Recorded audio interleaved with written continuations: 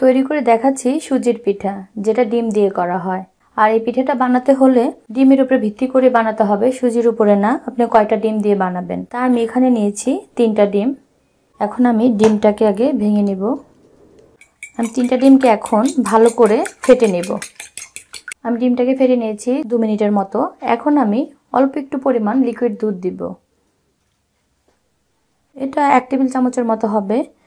এই দুধটা দেওয়ার কারণ হচ্ছে আমার চিনিটা যাতে তাড়াতাড়ি গলে যায়। এখানে আমি হাফ কাপ পরিমাণ চিনি নিয়েছি, লাল চিনিটা। এটাকে এখন আমি আবার একটু হালকা একটু গলিয়ে নেব। চিনিটা আমার গলে গেছে। এখন আমি দিয়ে দিব 1 কাপের মতো সুজি। এটা আমি প্রথমে দিব, তারপর যদি লাগে তারপর আরেকটু দিব। হাফ কাপ পরিমাণ দিয়ে দেব গরুর দুধ, এটা টেস্টটা বাড়াবে। 1 চিমটি পরিমাণ লবণ দিয়ে দিব।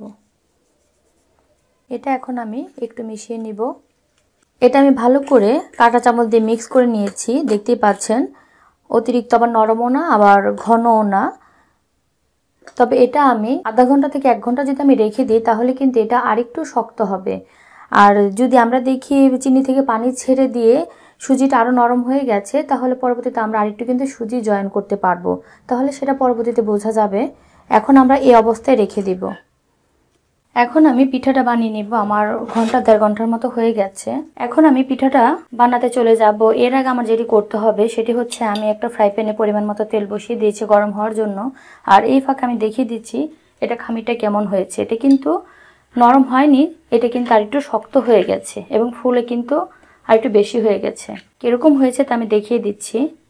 অনেক আস্তে আস্তে পড়ছে এবং এটা দিতেই সুবিধা হবে। এবং এর আগে আমার যেটি করতে হবে তা হচ্ছে বেকিং পাউডার, বেকিং সোডা না কিন্তু বেকিং পাউডার। এখানে আমি 1 চা চামচ পরিমাণ বেকিং পাউডার দিয়ে দিচ্ছি। এটা বানানোর আগে দিলে ভালো হয়। এবং এর সাথে আমি দিয়ে দিব 1 টেবিল চামচ পরিমাণ সয়াবিন অয়েল। তেল এবং বেকিং পাউডারটা ভালো করে মিশিয়ে নিয়েছি। এখন এটা হাত দিয়েও দিতে পারবেন অথবা চামচ দিয়েও দিতে পারবেন।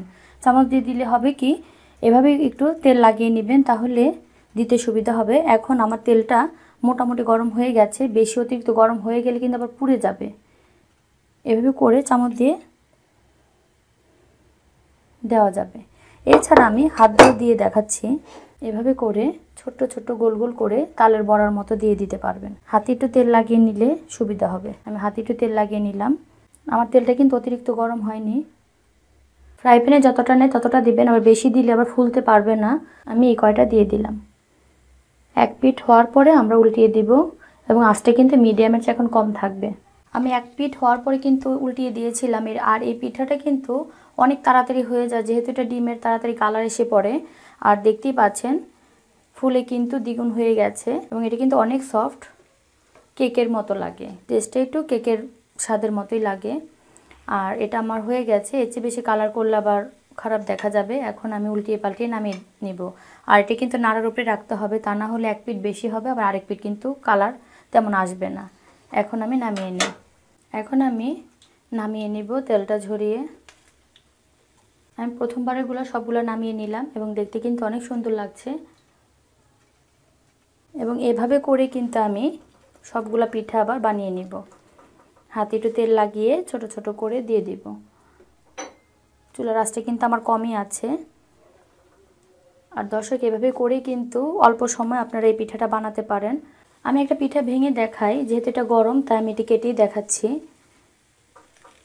এর উপরটা কিন্তু ক্রিস্পি থাকবে এবং ভিতরটা কিন্তু পুরাটাই কেকের মতো লাগবে। বুঝাই যাবে না এটা সুজির পিঠা না ময়দার পিঠা। এই যে স্পঞ্জ করছে, এই যে। আর এটা কিন্তু পুরোটা অল্প আঁচে বানাতে হবে, তা না হলে ভিতরটা কিন্তু হবে না, আর উপরে কিন্তু ক্রিস্পি। তাহলে দর্শক, এই ছিল আজকে আমার সুজির পিঠা, যেটা ডিম দিয়ে তৈরি। ভালো লাগলে অবশ্যই একটা লাইক দিবেন, শেয়ার করবেন এবং আমার চ্যানেলকে সাবস্ক্রাইব করবেন। নোটিফিকেশন জন্য বেল বাটনে ক্লিক করবেন। তাহলে যে পর্যন্ত নেক্সটে দেখা হবে নতুন কোনো ভিডিও নিয়ে। সবাই ভালো থাকবেন। আল্লাহ হাফেজ।